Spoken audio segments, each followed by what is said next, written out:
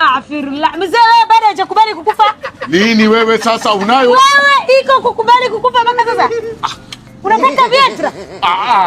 Nani nimekwambia usitaje pole pole. Giza nikwambia mimi siwezi kupatia hiyo kitu. Wewe hapana, tumia lea mtu faulu.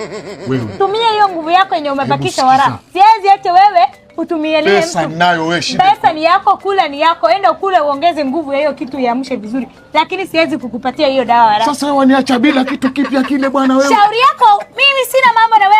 Wewe huwezi tumia mtu faulu as long as mimi ndio nikupatie hiyo kitu ndio nishiriki dhambi na wewe wala. Siwezi. Hakuna, angalia sikiza. Hapana, wala usiniguse. Nataka wewe. Sikiza kwanza. Hata ukitaka 11 unanipea double sikunipei. Siwezi kupea. Iko hapa ama hakuna? Iko lakini sikupatii.